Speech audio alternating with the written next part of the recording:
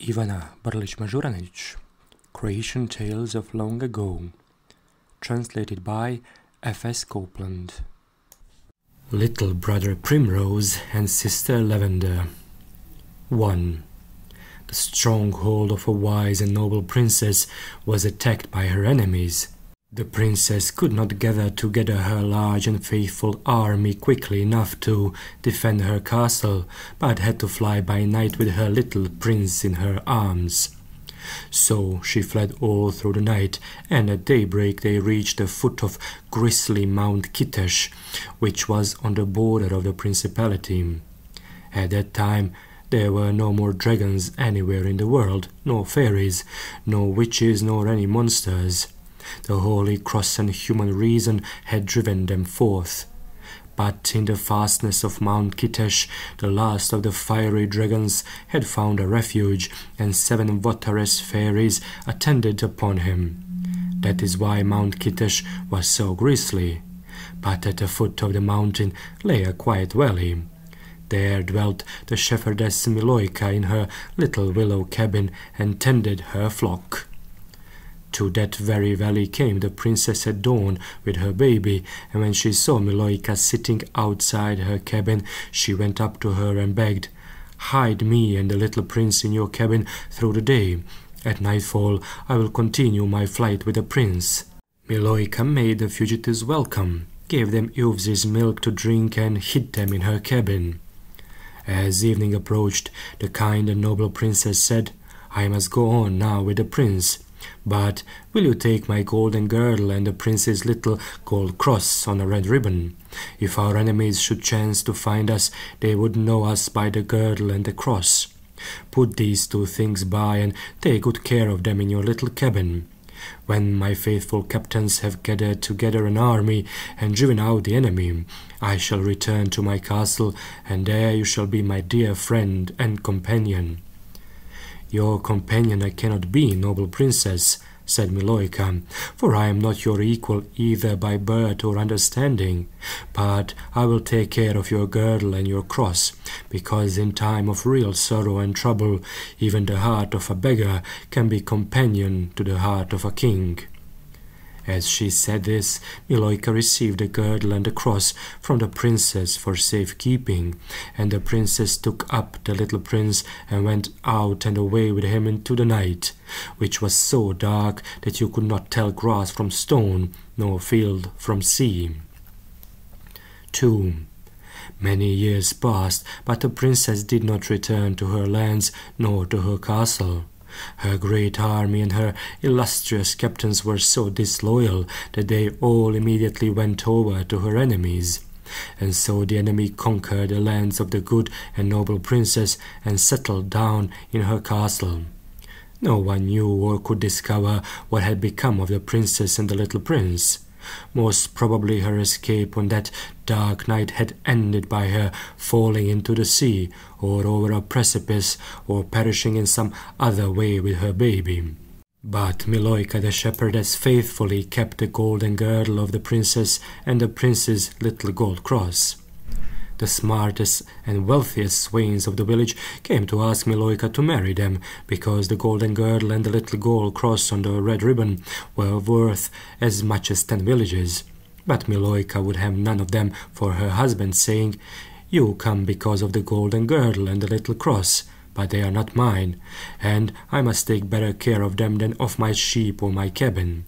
So said Miloika, and chose a penniless and gentle youth to be her husband, who cared nothing about the girdle and the cross of gold. They lived in great poverty, and at times there was neither bread nor meal in the house, but they never thought of selling either girdle or cross. Within a few years, Miloika's husband fell ill and died, and not long afterwards a sore sickness came upon Miloika, and she knew that she too must die. So she called her 2 children, her little daughter Lavender and her still smaller son Primrose, and gave them each a keepsake. Round Lavender's waist she bound the golden girdle, and round Primrose's neck she hung the gold cross on the red ribbon. And Miloika said, Farewell, my children, you will be left alone in this world, and I have taught you but little craft or skill. But with God's help, what I have taught you will just suffice for your childish needs. Cleave to one another, and guard as a sacred trust what your mother gave into your keeping, and then I shall always remain with you." Thus spoke the mother, and died. Lavender and Primrose were so little that they did not know how their mother had come by the girdle and cross, and still less did they understand the meaning of their mother's words. But they just sat side by side by their dead mother like two poor little orphans and waited to see what would become of them. Presently the good folk of the village came along and said that Miloika would have to be buried the next day. 3. But that was not the only thing that happened next day, for when the people came back from the funeral, they all went into the house to gossip, and only Lavender and Primrose remained outside, because they still fancied that their mother would yet somehow come back to them. Suddenly a huge eagle pounced down upon them from the sky, knocked Lavender down, caught her by the girdle with his talons, and carried her off into the clouds. The eagle flew away with Lavender to his eyrie high up on Mount Kitesh. It did not hurt Lavender at all to fly along like that, hanging by her gold girdle. She was only sorry at being parted from her only brother, and kept on thinking, why didn't the eagle take Primrose too? So they flew over Mount Kitesh, and there, all of a sudden, Lavender saw what neither she nor anyone else of the inhabitants of the valley had ever seen, for everyone avoided the grisly mountains, and of those who had happened to stray into them not one had ever returned. What Lavender saw was this: all the 7 waterless fairies who waited upon the fiery dragon assembled together upon a rock. They called themselves wateresses because they had vowed, as the last of the fairy kin, to take vengeance upon the human race. The fairies looked up, and there was the eagle carrying a little girl. Now the fairies and the eagles had made a bargain between them that each should bring his prey to that rock, and there hold a prize court upon the rock to settle what was to be done with the prey and who was to have it. And for that reason the rock was called Share Spoil. So the fairies called out to the eagle, "Ho, brother Clicoon, come and alight on Share Spoil." But luckily the bargain was no sounder than the parties to it. The eagle Clicoon had taken a fancy to Lavender, so he did not keep to the bargain, nor would he alight on Share Spoil, but carried Lavender on to his eyrie for his eaglets to play with.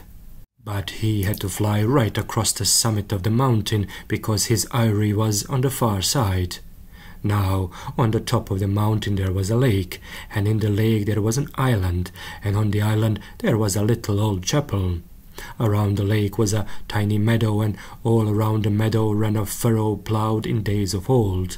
Across this furrow neither the dragon nor the fairies nor any monster of the mountain could pass. About the lake bloomed flowers and spread their perfume. There doves took refuge, and nightingales, and all gentle creatures from the mountains. Neither clouds nor mist hung over the holy furrow-surrounded lake, but evermore the sun and moon in turn shed their light upon it. As Clicoon flew over the lake with Lavender, she caught sight of the chapel. And as she caught sight of the chapel, she remembered her mother, and as she remembered her mother, she pressed her hand to her heart, and as she pressed her hand to her heart, her mother's trust, the golden girdle, came undone upon Lavender. The girdle came undone, Lavender dropped from the eagle's talons straight into the lake, and the girdle after her. Lavender caught hold of the golden girdle and stepped over the reeds and the water lilies and the water weeds and the rushes to the island. There she sat down on a stone outside the chapel. But Clicoon flew on like a whirlwind in a rage, because he could not come near the holy lake. Lavender was safe enough now, for nothing evil could reach her across the furrow, but What was the good of that when the poor little child was all alone on the top of the grisly Mount Kitesh, and none could come to her, and she could not get away? 4. Meantime, the people who had buried Miloika noticed that the eagle had carried off Lavender. At first they all burst out lamenting, but then one of them said, "Good people, it is really as well that the eagle carried off Lavender. It would have been hard to find someone in the village who could take charge of the 2 children. But for Primrose alone we shall easily find someone who will look after him." "Yes, yes," the others all immediately agreed. "It is better so. We can easily look after Primrose." They stood yet a while outside the cabin, gazing in the direction towards which the eagle had disappeared with Lavender into the skies, and then they went back indoors to drink and to talk, repeating all the time, "There's not one of us but will be glad to take Primrose." So they said, but not one of them troubled so much about Primrose as to offer him a drink of water, although it was very hot. Now Primrose was thirsty and went in to ask for water, but he was so tiny that not one of those people could understand what he said. Primrose wanted someone to get him his little wooden mug, but not one of those people knew that Primrose's little wooden mug was behind the beam. When Primrose saw all this, he looked around the room for a moment, and then the child thought, "This is no good to me. I am left all alone in the world." So he leaned over the pitcher that stood on the floor, drank as much water as he could, and then set out to see if he could find his little sister Lavender. He went out of the house and set off towards the sun, the direction in which he had seen the eagle fly away with Lavender. 5. The sun was setting beyond Mount Kitesh, and so Primrose, always looking at the sun, presently came to Mount Kitesh too. There was no one beside Primrose to say to him, "Don't go up the mountain, child, the mountain is full of terrors." And so he went on, poor foolish baby, and began to climb up the mountain. But Primrose did not know what fear was. His mother had kept him safe like a flower before the altar, so that no harm, not even the smallest, had ever befallen him. He had never been pricked by a thorn nor scared by a harsh word. And so no fear could enter Primrose's heart, no matter what his eyes beheld or his ears heard. Meantime, Primrose had got well up into the mountain and already reached the first rocks and crags. And there, below sheer spoil, the Wateress fairies were all assembled and still discussing how Clicoon had cheated them. Suddenly they saw a child coming towards them, climbing up the mountain. The Wateresses were delighted. It would be easy to deal with such a little child. As Primrose came nearer, the Wateresses went down to meet him. In less than no time they had surrounded him. Primrose only wondered when he suddenly saw so many ladies coming towards him, each with a great pair of wings. One of the Wateresses went close up to the child to take him by the hand. Now Primrose was wearing the little cross round his neck. When the fairy saw the cross, she screamed and started away from Primrose, for she could not touch him because of the cross. But the fairies had no intention of letting the child off so easily. They hovered about him in a wide circle and conferred softly about what was to be done with him. Little Primrose's heart was untroubled within him. The fairies conferred, and their thoughts were so black that they came out in a cloud of black forest wasps buzzing round their heads. But Primrose just looked at them, and as he could see no harm in them, how was he to be frightened? On the contrary, the wings of one of the Wateresses took his fancy, flapping like that, and so he toddled up to her to see what she really was like. "That will do nicely," thought the Wateress. "I cannot touch him, but I will entice him into the wolf's pit." For near by there was a pit all covered over with boughs, so that you could not see it, and the bottom of the pit was full of terrible, horrible stakes and spikes. Whoever stepped on the boughs was bound to fall through and kill himself on the spikes. So the wateress fairy enticed Primrose to the wolf's pit, always slipping away from him, and he always following to see what her wings really were. And so they came to the pit. The fairy flew over the pit, but poor little misguided Primrose stepped on the boughs and fell down the hole. The wateresses shrieked for joy and hurried up to see the child perish on the spikes. But what do fairies know about a baby? Primrose was light as a chicken. Some of the boughs and branches fell down with him. The branches covered the spikes, and Primrose was so small and light that he came to rest upon the leaves as if they had been a bed. When Primrose found himself lying down upon something soft, he thought, "I suppose I had better go to sleep." So he tucked his little hand under his head and went sound asleep, never thinking that he was caught in a deep hole and could not get out. Round him there were still many bare spikes, and the wicked fairies were bending over the pit. But Primrose slept peacefully and quietly, as though he were bedded on sweet basil. Primrose never moved. His mother had taught him, "When you are in your bed, darling, shut your little eyes and lie quite still, so as not to frighten your guardian angel." So the fairies stood round the pit and saw the baby falling asleep like a little duke in his golden crib. "That child is not so easy to deal with after all," said the wateresses. So they flew off to share spoil and took counsel as to how they might kill him, since they could not touch him because of the little cross. They argued and argued, and at last one of the wateresses had an idea. "We will raise a storm," said she. "We will cause a terrific rain. A torrent will pour down the mountain, and the child will be drowned in the pit." "Woo-ee, woo-ee," howled the wateresses. They flapped their wings for joy, and at once rose up into the air and above the mountain to roll up the clouds and raise a storm. 6. Little Lavender was sitting on the top of the mountain on her island in the holy lake. Round her fluttered lovely butterflies, even settling on her shoulders, and the grey dove guided her young to her lap to let her feed them with seeds. A wild raspberry cane bent over Lavender, and Lavender ate the crimson fruit and wanted for nothing. But she was all alone, poor child, and sad at heart because she believed she was parted forever from Primrose, her only brother. And moreover she thought, "Did anyone, I wonder, remember to give him a drink or to put him to bed?" In the midst of these sad thoughts, Lavender looked up to the sky and saw a mist, black as night, rolling up round the mountain. Over Lavender and over the holy furrow-surrounded lake the sun shone brightly, but all around the mist was gathering and rising.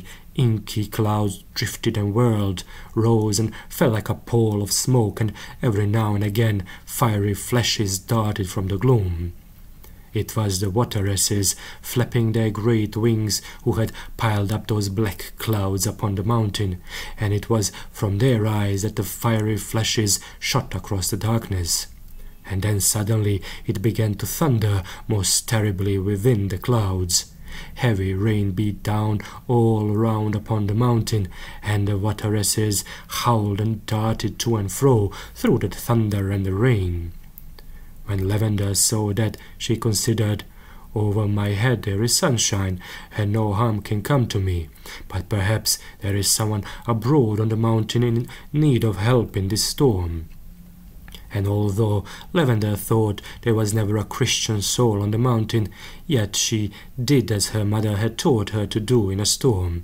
She crossed herself and prayed. And as there was still a bell in the ruined chapel, Lavender took hold of the rope and began to toll the bell against the storm. Lavender did not know for whom she was praying or for whom she was tolling, but she tolled for a help to anyone who might be in distress. When the bell on the island began to ring so unexpectedly, after having been silent for 100 years, the wateresses took fright up there in the clouds. They got worried and confused. They left off making a storm. They fled in terror in all directions and hid under the rocks, under the crags, in hollow trees, or in the fern. In a little while the mountain was clear, and the sun shone on the mountain, where there had been no sunshine for 100 years. The sun shone, the rain stopped suddenly, but for poor little Primrose the danger was not yet over. That first great downpour had formed a big torrent in the mountain, and the wild water was rushing fast towards the very pit where Primrose was sleeping. Primrose had heard neither the storm nor the thunder, and now he did not hear the torrent either, as it came rushing and roaring with frightful swiftness towards him to drown him. The water poured into the pit, poured in, and in a moment it had overwhelmed the child. It covered him, overwhelmed him in a moment. There was not a thing to be seen, neither pit nor spikes, nor Primrose, nothing but the wild water foaming down the mountain. But as the flood rushed into the pit, it eddied at the bottom, surged round and up and back upon itself, and then suddenly the water lifted up the boughs and branches, and little Primrose too, upon the boughs. It lifted him up clean out of the pit and carried him downhill on a bow. The torrent was so strong that it carried away great stones and ancient oaks, rolling them along, and nothing could stop them, because they were heavy and stout, and the torrent very fierce. But tiny Primrose on his bow floated lightly down the flood, as lightly as a white rosebud, so that any bush could stop him. And indeed there was a bush in the way, and a bough with Primrose caught in its branches. Primrose woke up with a start, caught hold of the branch with his little hands, climbed up into the bush, and there he sat on the top of the bush, just like a little bird. Above Primrose the sun shone clear and sweet, below Primrose foamed the dreadful water, and he sat in the bush in his little white shirt and rubbed his eyes in wonder, because he could not make out what had happened and what had waked him up so suddenly. By the time he had finished rubbing his eyes, the water had all run away downhill. The torrent was gone. Primrose watched the mud squelching and writhing round the bush, and then Primrose climbed down, because he thought, "I suppose I ought to go now, since they have waked me up." And so he went on up the hill, and he had slept so sweetly that he felt quite happy and thought, "Now I shall find Lavender." 7. No sooner had the bell stopped ringing than the wateresses recovered their strength. They took courage and crept out of their hiddy holes. When they got out, lo, the sun was shining on the mountain, and there is nothing in the world the wicked fairies fear more than the sunlight. And as they could not wrap the whole mountain in mist all in a hurry, each one quickly rolled herself up in a bit of fog, and off they flew to the pit to make sure that Primrose was drowned. But when they got there and looked into the pit was empty. Primrose was gone. The fairies cried aloud with vexation and looked all over the mountain to see whether the water had not dashed him against a stone. But as the wateresses looked, why, this is what they saw. Primrose going blithely on his way. The sun was drying his little shirt from him on his back, and he was crooning away to himself as little children will. "That child will escape us at this rate," sobbed one of the wateresses. "The child is stronger than we are. Hadn't we better ask the fiery dragon to help us?" "Don't disgrace yourself, my sisters," said another wateress. "Surely we can get the better of a feeble infant by ourselves." So said the fairy, but she did not know that Primrose in his simplicity was stronger than all the evil and all the cunning in Mount Kitesh. "We will send a she-bear to kill the child for us," suggested a wateress. "Dumb animals do not fear the cross." And she flew off at once to the bear's den. There lay the she-bear, a-playing with her cub. "Run along, Bruinin, down the path. There is a child coming up the path. Wait for him and kill him, Bruinin dear," said the wateress. "I can't leave my cub," answered Bruinin. "I'll amuse him for you," said the votaress, and straightway began to play with the little bear. Bruinin went away down the path, and there was Primrose already in sight. The great she-bear rose up on her hind legs, stretched out her front paws, and so went forwards towards Primrose to kill him. The she-bear was terrible to see, but Primrose saw nothing terrible in her and could only think, "Here's somebody coming and offering me his hand, so I must give him mine." So Primrose raised both his little hands and held them out to the she-bear, and went straight up to her as though his mother had called him to her arms. Well, another moment, and the dreadful she-bear would seize him. She had come up to him, and would have caught and killed him at once had he offered to run. But she saw that she had time to consider how she had best take hold of him. So she drew herself right up, looked at Primrose from the right and from the left, and now she was going to pounce. But at that very moment the little bear cub in the den began to squeal. One of the black wasps that always buzzed round the votaress's head had stung him. The cub howled lustily because, although the Bruins are a spiteful folk themselves, they won't stand spite from anybody else. So the cub squealed at the top of his voice, and when Bruinin heard her baby crying, she forgot about the Primrose and the mountain. Bruinin dropped on all fours and trundled away like fury to her den. The angry she-bear caught the votaress by the hair with her great paw. They fought, they rolled, they tore at each other, and left Primrose in peace. Primrose followed the she-bear and looked on for a bit while they fought and scuffled. He looked and then he laughed aloud, silly baby, and went on up the mountain and never knew what a narrow escape he had had. 8. Once more the votaresses assembled on share spoil to discuss what was to be done about Primrose. They saw that they were weaker than he. Moreover, they were getting tired of flying to share spoil and back and conferring about Primrose, and so they were very angry. "Well, we will poison this child. Neither spells nor cunning shall help him now," they resolved. And straightway one of them took a wooden platter and hurried off to a certain meadow in the mountain to gather poisoned berries. But Primrose, never dreaming that anybody should be talking about him or worrying their brains about him, walked gaily over the mountain, cooing softly to himself like a little dove. Presently he came to the poisoned meadow. The path led through the middle of it.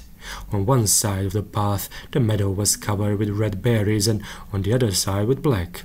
Both were poisonous, and whoever ate of either, the one or the other, was sure to die. But how was Primrose to know that there was such a thing as a poison in the world, when he had never known any food but what his mother gave him? Primrose was hungry, and he liked the look of the red berries in the meadow. But he saw someone over there in front of him on the red side picking berries, and seemingly in a great hurry, for she never raised her head. It was the votaress, and she was gathering red berries to poison Primrose. That is her side, thought Primrose, and went over to the blackberries, because he had never been taught to take what belonged to another. So he sat down among the blackberries and began to eat, and the fairy wandered far away among the red berries and never noticed that Primrose had already come up and was eating black ones. When Primrose had eaten enough, he got up to go on. But, oh dear, a mist rose before his eyes, his head began to ache most dreadfully, and the earth seemed to rock beneath his feet.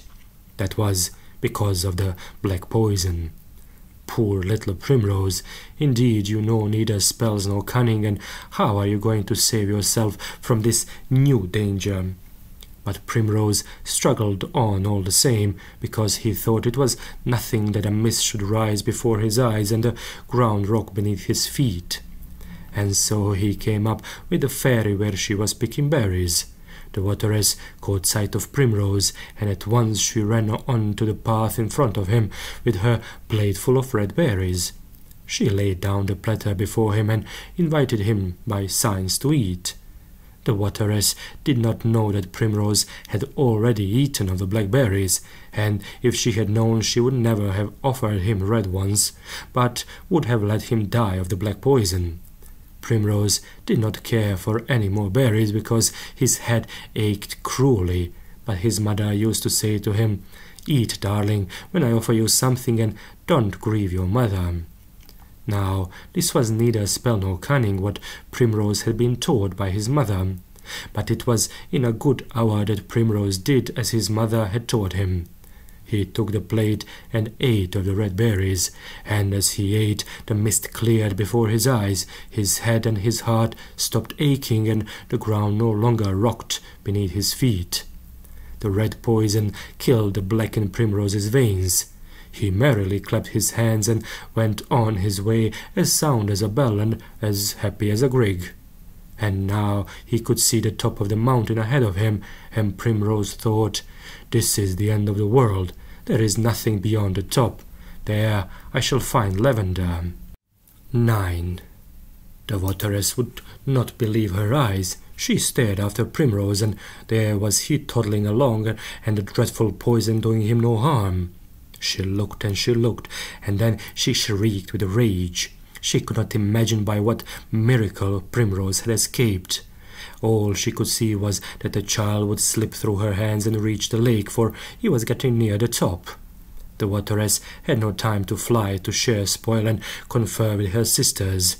In time of real trouble, people don't hold conferences. But she flew straight to her brother and thunder-voiced bird Belarus. Belaruse's nest was in a little bog on the mountain, close to the furrow which ran around the holy lake. And he was an ill-tempered bird. He too could not cross the furrow, but the evil things of the mountain had appointed his place here on the boundary, so that he might trouble the peace of the lake with his booming. "Kinsman, brother, Belarus," the wateress cried out to Belarus, "there is a child coming up the path.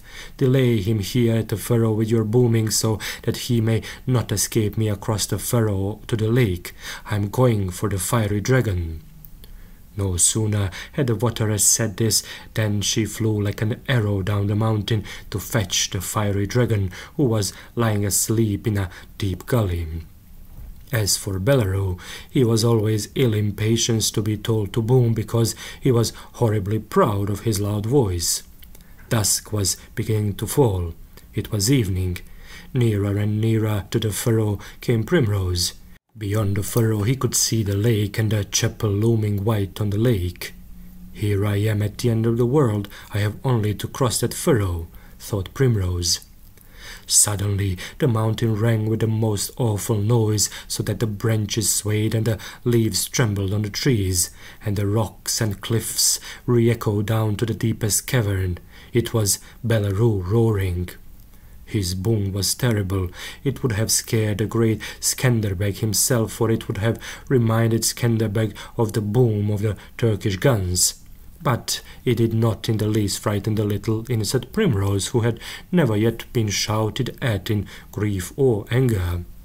Primrose heard something making such a noise that the very mountain shook, and so he went up to see what great thing it might be. When he got there, lo, it was a bird no bigger than a hen. The bird dipped its beak in a pool, then threw up its head and puffed out its throat like a pair of bellows, and boomed, heavens! It boomed so that Primrose's sleeves fluttered on him. This new wonder took Primrose's fancy so much that he sat down so as to see from near by how Belarus boomed. Primrose sat down just below the holy furrow beside Belarus and peered under his throat, because by now it was dark, the better to see how Belarus puffed out his throat.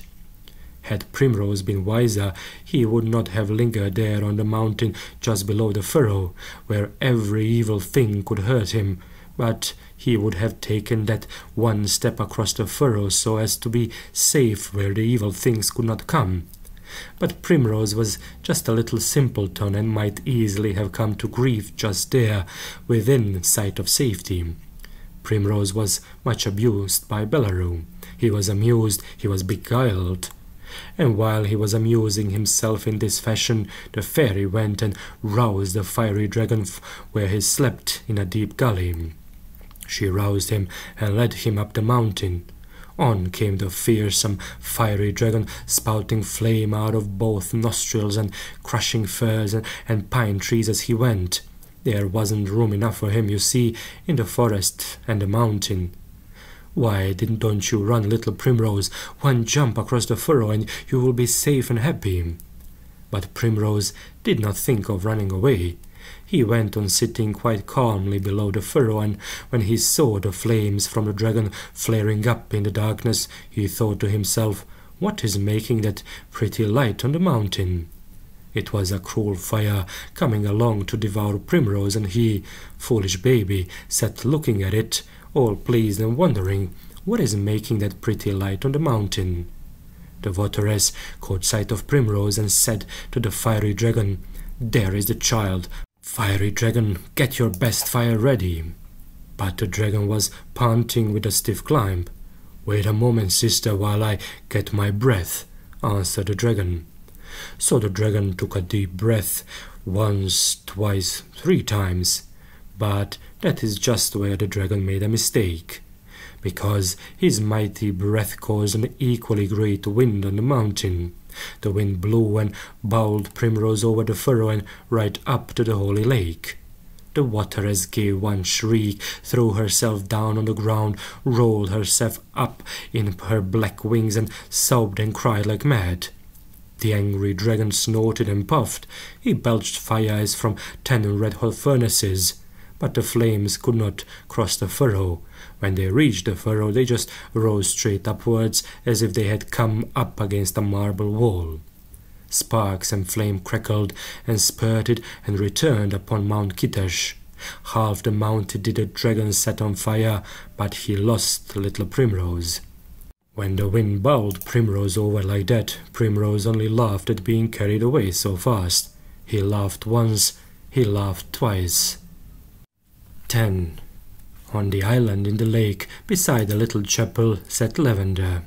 It was evening, but Lavender could not go to sleep because of the hurly-burly in the mountain. Lavender heard the votaresses howling and shrieking and Bruin and growling. She heard a dragon come snoring up from his lair and saw him spout fire all over the mountain. And now she saw the blazing flames shooting upwards to the skies. But then she heard something. Good gracious, what was it she heard? A laugh, like a little silver bell. Lavender's heart throbbed within her. The tiny voice laughed again. Then Lavender could bear it no longer, but called from the island. "Who is that laughing in the mountain?" asked Lavender gently, and all a tremble at the thought of who might answer. "Who is that calling me from the island?" answered little Primrose. And Lavender recognized Primrose's baby talk. "Primrose, my own only brother!" cried Lavender, and stood up white in the moonlight. "Lavender, little sister!" cried Primrose, and light as a moth he stepped over the reeds and the rushes and the water weeds to the island. They hugged and they kissed. They sat down side by side in the moonlight by the little chapel. A little did they talk, but they were not clever at making a long story. They clasped each other's little hands and went to sleep. 11. That was how they began to live day after day on the holy lake. Primrose was quite happy and desired nothing better. There was clear water in the lake, and there were sweet raspberries. There were plenty of flowers and butterflies in the meadow, and fireflies and dew by night. Nightingales and doves nested in the trees. Every evening Lavender would make Primrose a bed of leaves, and in the morning she bathed him in the lake and tied up his little shoes. And Primrose thought, "What do we want with a wider world than this within the furrow?" Primrose was well off. He was only a baby. And Lavender was happy, but she was troubled about Primrose, how she should look after him and get him food, because God has so ordered it that young folk can never get food without the old folk having to think about it. That is so all over the world, and couldn't be otherwise even on the holy lake. So Lavender was worried. Tomorrow will be St. Peter's Day. Will the raspberries be over when St. Peter's is past? Will the water grow cold and the sun fail when autumn comes? How shall we get through the winter all alone? Will our cottage in the valley go to wreck and ruin? So Lavender worried, and wherever there is worry, there temptation comes most easily. One day she sat and mused, "Oh dear, what luck it would be if only we could get back to our cottage." Just then she heard somebody calling from the mountain. Lavender looked, and there in the wood on the far side of the furrow stood the youngest of the votaresses. She was prettier than the other votaresses and loved finery. She had noticed the golden girdle on Lavender, and now she wanted that golden girdle above anything else in the world.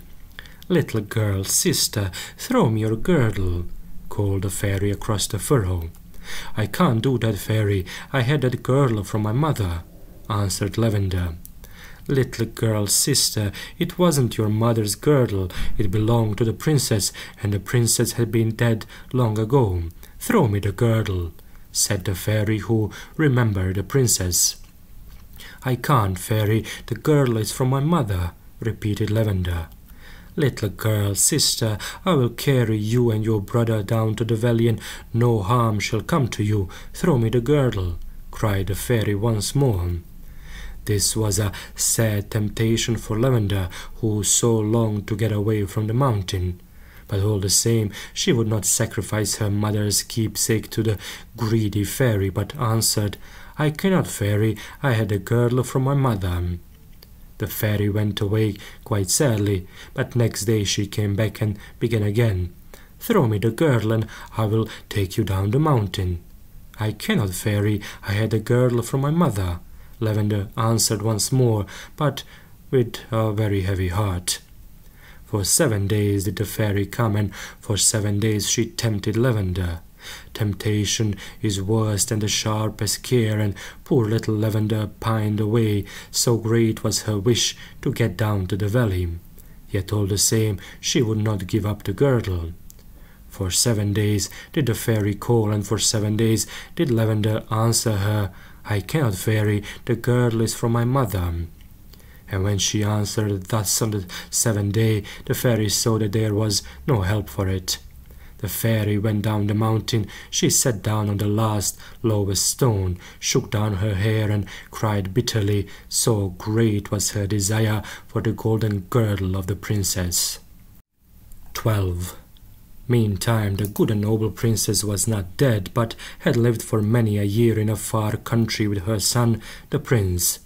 The princess never told anybody how high-born a lady she was, and her son was too young at the time of their flight for him to remember. And so in that country not a soul knew, not even the prince, the day came of royal blood. But how could anybody tell that she was a princess when she had neither crown nor golden girdle? And though she was good, gentle, and noble, that did not prove that she was a princess.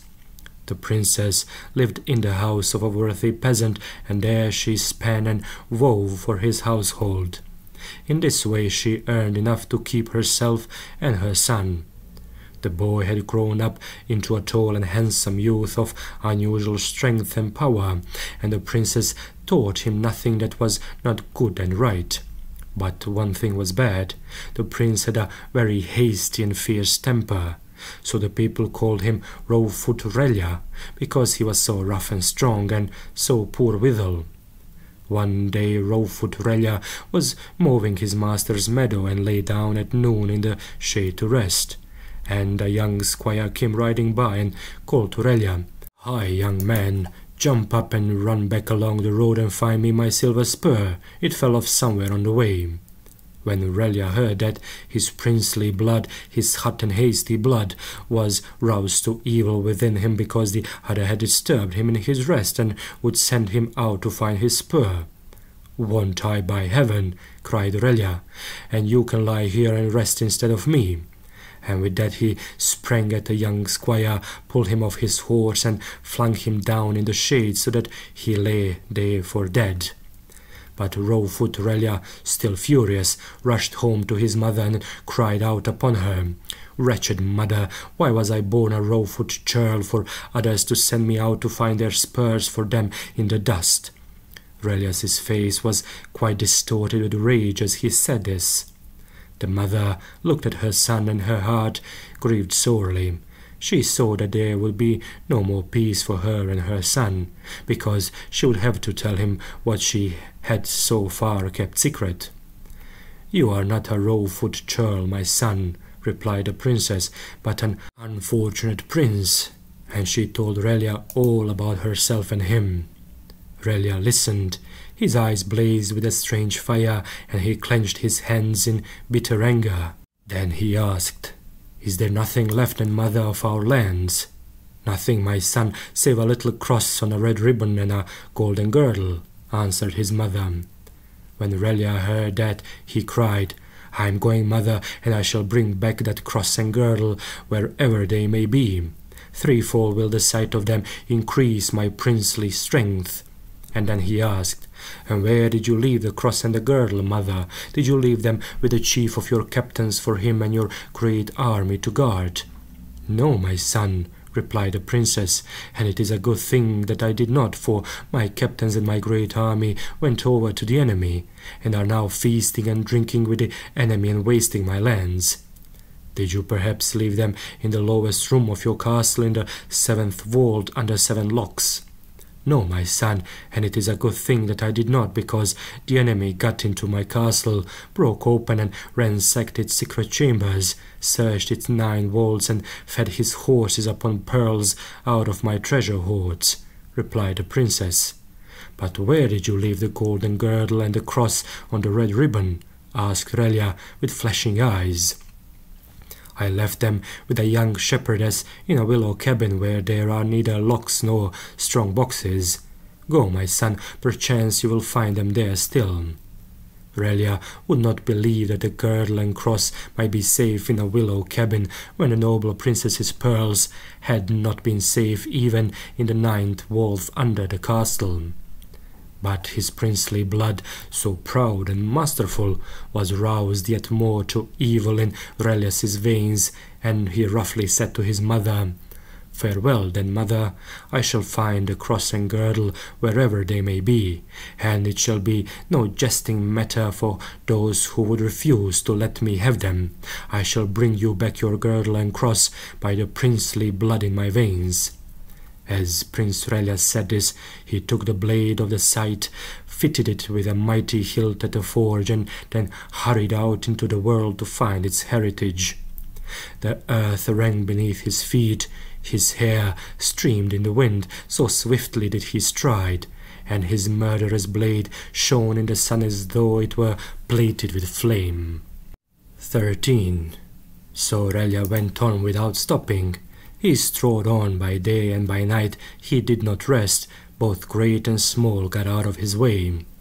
It is far to Mount Kitej, but Relia had no difficulty in finding out the way, because Mount Kitej was known throughout 7 kingdoms for its terrors. On St. John's Day, Relia bade farewell to his mother, and on St. Peter's Day he reached the foot of the mountain. When he reached the foot of the mountain, he inquired after the willow cabin, the shepherdess Miloika, and the golden girdle and cross. "There is the cabin in the valley. Miloika we bury the first Sunday after Easter, and her children have the girdle and cross. As for the children, the fairies have carried them off to Mount Kitej," replied the villagers. Very wroth was Relia when he heard that the girdle and cross had been carried off to Mount Kitej. He was so angry that he could not make up his mind which to do first, hasten up the mountain or find out about the castle, since that was uppermost in his desires. "And where is the princess's castle?" shouted Relia. "Over there, a day's journey from here," answered the villagers. "And how stands it with the castle?" asked Relia, and his hand played with his sword. "Tell me all you know about it." "None of us has been in the castle, because the lords of it are hard of heart. Round the castle they have placed mutes for guards and savage bloodhounds. We cannot force our way past the bloodhounds, and we do not know how to persuade the guards," answered the villagers. And within the castle are fine lords, drinking red wine in the halls, playing upon silver lutes and tossing golden balls to each other over a silken carpet. In the outer hall are 200 workmen cutting hearts out of mother of pearl for targets for the lords. And when the lords make a great feast, they load their guns with precious stones and shoot at the hearts of mother of pearl. When the villagers told him this, a mist swam before Relias's eyes. So furious was he when he heard how wantonly the treasure in his mother's vaults was being squandered. For a while Relia hesitated, and then he cried, "I am going up the mountain to win the cross and girdle, and then I shall return to thee, O my castle." Thus cried Relia, and he made the sword sing through the air above his head, and then strode swiftly up into Mount Kitej. There he found a great dragon asleep in a deep gully. You see, the dragon had tired himself out with belching so much fire at Primrose, and now he had gone fast asleep to gather fresh strength. But Relia was all impatience to fight someone so as to cool his anger and to prove his strength.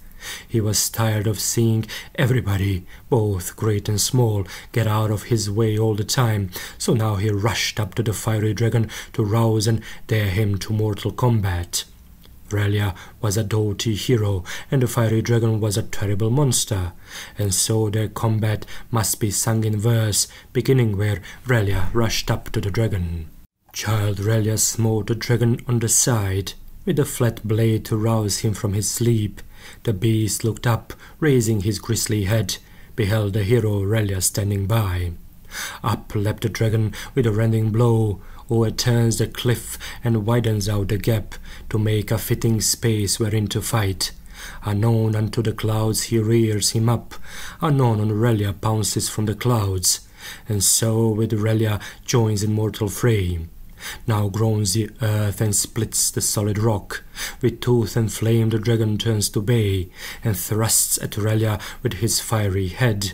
But Relia waits him with a ready sword, and meets the onslaught with a ready sword, and with his weapon beating down the flame, seeks for the sword an undefended spot, where he may smite the dragon on the head.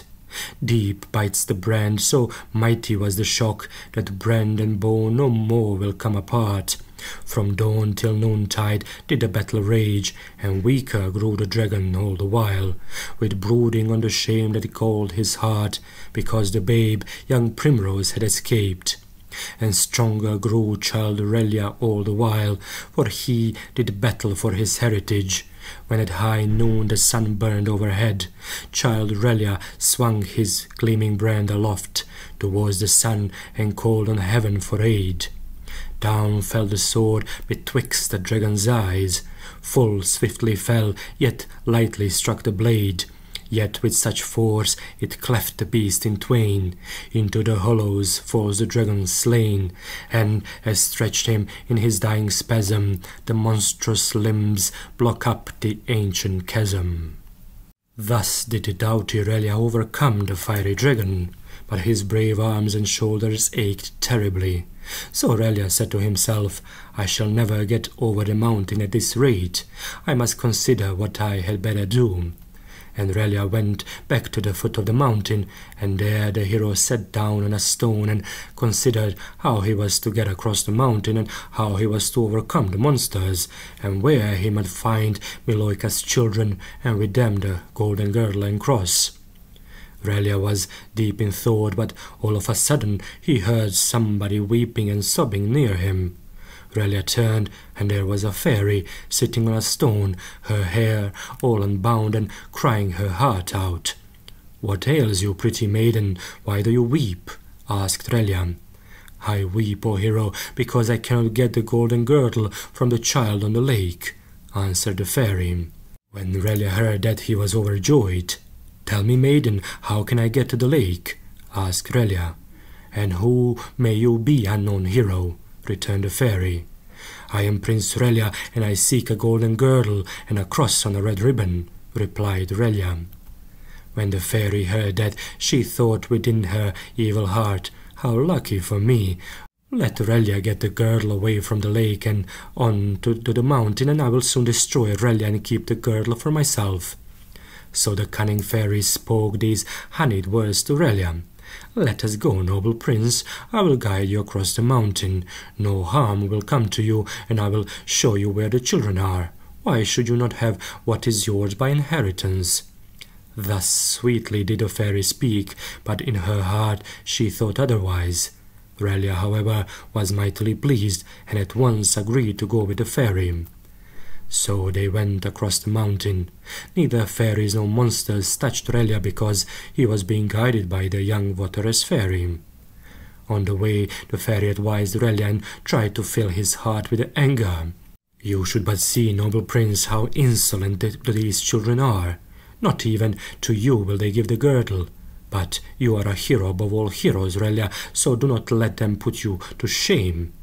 Aurelia laughed at the idea that two children should withstand him who had cleft in twain the fiery dragon. The fairy then went on to tell him how the children had come up into the mountain and how they did not know how to get away from it again. In her joy at the prospect of getting the girdle, the fairy talked so much that her cunning deserted her, and she chattered to Aurelia and boasted to him of her knowledge. They are silly children without any cunning, yet if they knew that we know that they would have escaped us already.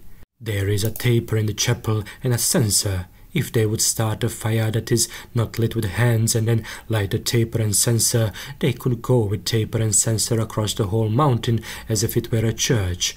Paths would open before them and trees bow down as they passed.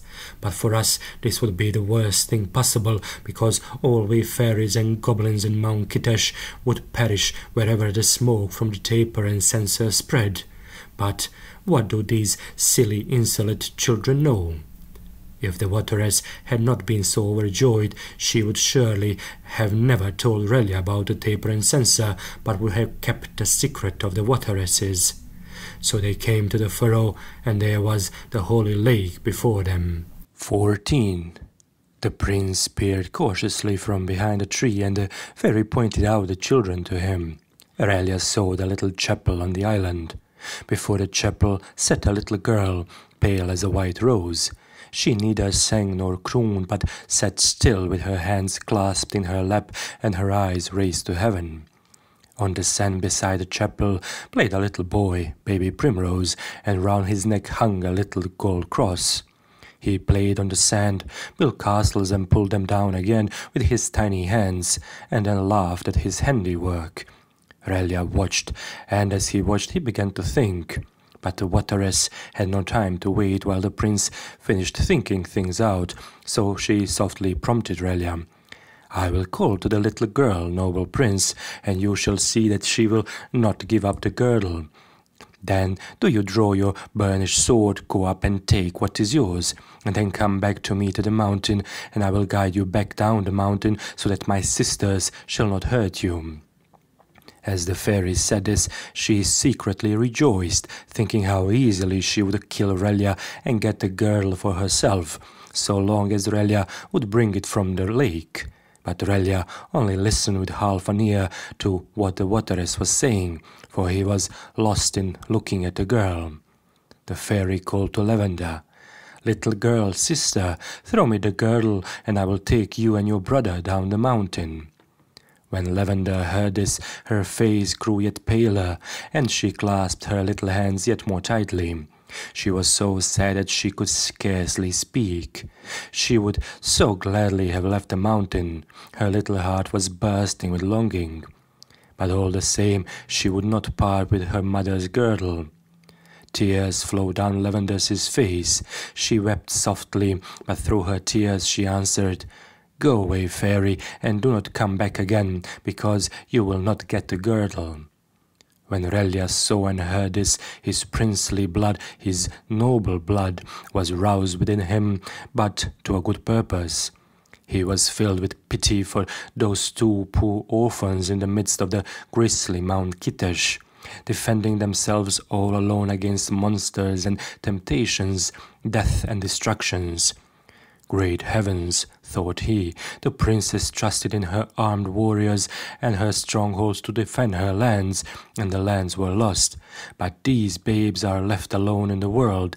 They have fallen among fairies and dragons, yet neither fairies nor dragons can rob them of what their mother gave them. Aurelius's face changed as his heart went out with pity to the children. Thus changed, he turned towards the wateress. The wateress looked at Relia. Why did he raise his sword? Was it to cut down those insolent children? No, Relia raised the sword aloft and threatened the wicked fairy with it. Fairy, avaunt, as if you had never been. If you had not been my guide across the mountain, I would strike your fair head from off your shoulders. I was not born a prince, nor did I forge this mighty sword that I might roam the world a spoiler of the fatherless. The poor wateress was quite frightened. She started and then fled to the hills, and Relia shouted after her, "Go, fairy, call your fairies and monsters. Prince Relia does not fear them." When the fairy had run off to the hills, Relia crossed the furrow and went towards the children on the island. How happy was Lavender when she saw a human being coming towards them and looking at them kindly. She sprang to her feet and stretched out both her arms, as a captive bird spreads its wings when you open your hand and let it go free. Lavender was quite certain that Relia had come up only to bring them safe back from the mountain. She ran to Primrose, took him by the hand, and both crossed over to Relia by the little bridge which they had fashioned with their own tiny hands across the reeds. 15. A doughty hero was Relia, and he felt strange talking to children. But the children did not feel in the least strange talking to a hero, because they thought kindly of everybody, and there was no guile in their hearts. Primrose took hold of Relia's hand and looked at his great sword. The sword was twice as big as Primrose. Primrose reached up with his little hand. He stood on tiptoe, and yet he could scarcely touch the hilt of it. Relia looked, and never had he seen such tiny hands beside his own. Relia was now in a sad quandary. He forgot all about the girdle and cross as he thought, "What shall I say to these poor orphan babes? They are so little and foolish, and they do not understand." Just then Lavender asked Relia, "And how shall we get out of the mountains, my lord?" "Well, that is quite a sensible little girl," considered Relia. "Here I am, marveling how small and foolish they are, and never thinking that, after all, we have to get out of the mountains." Then Relia remembered what the wateress had told him about a taper and censer. "Listen to me, little girl. The wateress had gone to call her sisters to help her, and I am going on to the mountain to meet them. Please God, I shall overcome the wateress fairies, return to you by the holy lake, and lead you away from the mountain. But if the fairies should overcome me, if I perish on the mountain, then do you start a fire that is not lit with hands, light a taper and censer, and you will pass over the mountain as though it were a church." When Lavender heard this, she was sadly grieved, and said to Prince Relia, "You must not do that, my lord. What shall we poor orphans do if you perish on the mountain? You have only just come to be our protector, and if you were to leave us straight away and get killed, what should we do? Let us rather set to at once and start a fire, so as to light taper and censer, and do you, my lord, go forth with us over the mountain." But at that Relia became very angry and said, "Don't talk foolishness, you silly child. I was not born a hero for taper and censer to lead me while yet I wear a sword by my side." "Not taper and censer will lead you, but God's will and commandment," replied Lavender.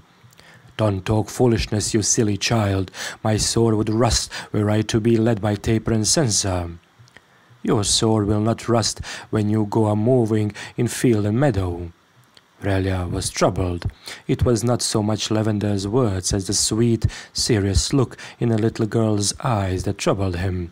He knew well enough that he would scarcely overcome the fairies and monsters, and that he would most probably perish if he were to go out to fight on the mountain. Little Primrose flung his arms round Relia's knees and looked at him coaxingly, and Relia's princely heart beat quick in his bosom, so that he forgot about cross and girdle and fighting castle, and all he could think was, well, I have to protect and save these faithful little orphans. So he said, I will not throw away my life out of sheer wilfulness. Come, children, start a fire, light taper and censer, your little hands shall lead me. 16. A few moments later, and there was a wondrous marvel to be seen on Mount Kitesh. A wide path opened all the way down the mountain, and on the path grew turf as soft as silk. On the right-hand side walked little Primrose, still in his little white shirt, and in his hand he held an ancient wax taper, burning serenely and cracking softly, as though it were talking with the sun. On the left walked Lavender, wearing the golden girdle and swinging a silver censer, from which rose a cloud of white smoke. Between the two children strode Relia, tall and strong. It seemed strange to him, in his strength and valour, that taper and censer should thus guide him and not his own good sword. But he smiled gently at the children. His great sword hung over his shoulder, and as he strode on he said to the sword, Do not fear, my faithful friend, we shall go a-mowing in field and meadow. We shall clear scrub and forest, we shall hew rafters and build steadings. The sun will gild thee 1,000 times while thou art winning bread for these two orphan babes. So they went across the mountain as though it were a church. A thin wraith of smoke rose from the taper, and sacred odours spread from the censer. But woe and alas for the wateresses on Mount Kitesh.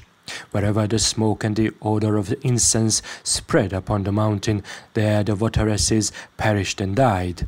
They made an end, each one as it seemed most beautiful and fitting to her. One turned herself into a grey stone, and then hurled herself down the rocks into a chasm, where the stone broke into 1,000 splinters. The second changed into a crimson flame, and then at once went out, puff, into the air. The third dissolved into fine-coloured dust, scattering herself over rock and fern. And so each of them chose what seemed to her the most beautiful way to die. But it really didn't matter in the least. One way or another, they all had to leave this world, and even the most beautiful ways of dying could not make up for that. In this way, all the 7 wateress fairies perished, and that is why there are no fairies, no dragons, no monsters now on Mount Kitesh or anywhere else in the world. But Relia and the children reached the valley in safety, and Lavender took them to their cottage, and only then did Relia remember why he had gone up Mount Kitesh. 17. They went into the cottage and rested a little. Lavender, who knew where was her mother's modest store cupboard, brought out a little dry cheese and then refreshed themselves. By now Relia was puzzled what to do about those 2 orphans. Ever since they had come down into the valley, Relia's mind had begun to run once more upon the castle and upon his promise to his mother that he would bring her back the cross and girdle. Therefore Relia said to Lavender, Listen to me, little girl. You will now have to give me the golden girdle and cross, you and your brother, because they belong to me. But we belong to you, my lord, said Lavender, and looked at Relia quite astonished because he had not grasped that before. Relia laughed, and then he said, But I must take the girdle and cross to my mother. When Lavender heard that, she cried out overjoyed, Oh, sir, if you have a mother, do go and bring her here to us, because we have no mother now. A stone would have wept to hear little Lavender speak of her mother in that poor and bare little cottage. A stone would have wept at the thought that so lovely a child should be left all alone in the world, when she turned to Prince Relia and begged him to bring them a mother because their mother was dead. Again Relia was filled with pity, so that he almost wept. Therefore he bade the children goodbye and went away to fetch his mother. 18. It took Relia 7 days to return to his mother. She was waiting for him by the window, and when she saw him coming, lo, there was Relia coming home without sword, cross or girdle. Relia never gave her time to ask questions, but called to her in a gentle voice, "Make ready, mother, and come with me, so that we may guard what is ours." So they set out together, and on the way the princess asked Relia whether he had found a cross and a girdle, whether he had raised an army and had reconquered their castle and lands. "I found a girdle and cross, mother, but I raised no army, neither have I reconquered our lands. We shall do better without an army, mother, for you shall see what is left to us of our heritage," said Relia. After 7 days' travel they reached the cabin where Lavender and Primrose were waiting for them. "Oh, my dear, but there is great joy when kind hearts foregather." The princess hugged Lavender and Primrose. She kissed their cheeks, eyes, hands and lips, and would scarcely let them go. So dear were they to her, those orphan children from her lost lands. 19. And so they lived together in the valley, although the little cabin was rather too small for them. But Relia had strong hands, and he built them a little house of stone. Their lives were uneventful, but there was a blessing upon them. Primrose tended the ewes and lambs, Lavender looked after the house and garden, and Princess spun and sewed, and Relia worked in the fields. The people of the village got to know the wisdom of the princess and Relia's strength. Presently they remarked how well the golden girdle became the princess, and although none of them had ever seen the princess before, they said, "She must be our noble princess." And so they gave Relia and the princess a great piece of land in the valley, and begged Relia to be their leader in all things and the princess to be their counselor. God's blessing was with Relia's strength and the princess's wisdom. Their fields and meadows increased, other villages joined them, gardens and cottages sprang up in the villages. Meantime, the fine lords in the castle went on drinking and feasting as before. Now this had gone on far too long, and although the vaults and cellars of the castle had been the richest in 7 kingdoms, yet after so many years of waste there began to be a lack of precious stones. First of all the gems gave out in the treasure vaults, and then the mother of pearls in the passages. Yet a little while, and there was no more bread for the servants who had grown lazy. At last there was not even meat for the bloodhounds and the guards. The faithless servants rebelled, the hounds ran away, and the guards left their posts. But all this did not trouble the fine lords, because they had dulled their wits with drinking and feasting. But one day the wine gave out. Then they decided to hold a council. They met in the great hall and debated upon where they should get wine, because round about the castle all was desolate. The inhabitants had left, and the wines had run wild in the vineyards. So the fine lords debated, but their vengeful and rebellious servants had cut through the rafters of the great hall, and when the lords were in the midst of their conference, the roof fell in upon them. They were buried under the ruins of the great tower of the castle, and all of them killed. When the servants heard the tower crashing and falling, they too deserted the castle. And so the castle was left without hounds, servants, or fine lords, ruinous and deserted and dead. Soon the news of this spread through the land, but not a soul troubled to go and see what had happened in the dead castle. From all sides they flocked together and went to the foot of Mount Kitej to beg Relia to be their prince, because they had heard of his strength and courage and of the wisdom of the noble princess. Wherefore the people promised with their own hands to build them a new castle, all fair and stately.